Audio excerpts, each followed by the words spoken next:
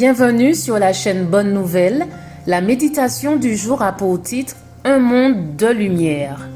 2 Corinthiens 4, verset 6 nous dit « Car Dieu qui a dit « La lumière brillera du sein des ténèbres » a fait briller la lumière dans nos cœurs pour faire resplendir la connaissance de la gloire de Dieu sur la face de Christ. Amen. La gloire de Dieu, c'est son caractère. Lorsque Moïse sur la montagne intercédait ardemment auprès de Dieu, il lui adressa cette prière « Fais-moi voir ta gloire ». Dieu répondit « Je ferai passer devant toi toute ma bonté et je proclamerai devant toi le nom de l'Éternel.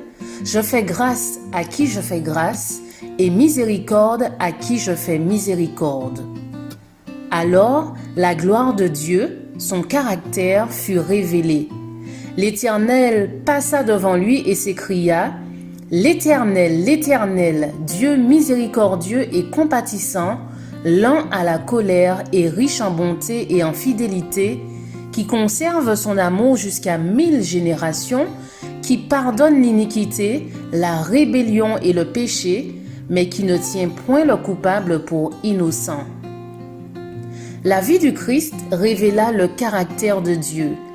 Il revêtit lui-même une chair semblable à celle du péché pour que son propre exemple condamne le péché dans la chair. Sans cesse, il contemplait le caractère de Dieu et le révélait au monde. Le Christ désire que la vie de ses disciples révèle aussi ce caractère.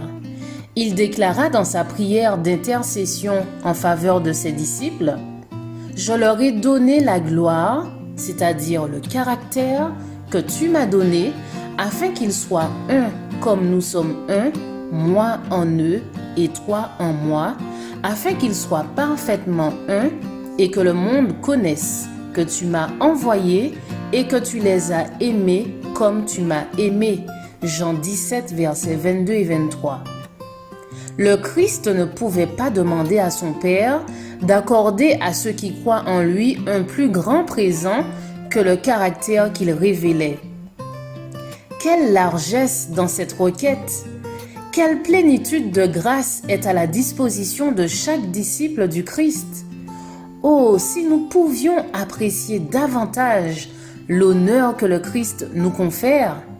Si nous portons son joug et si nous recevons ses instructions, nous deviendrons semblables à lui dans ses aspirations, sa douceur, son humilité et nous répandrons le parfum qui se dégage de son caractère. Je vous souhaite une excellente journée, que la grâce du Christ demeure avec vous.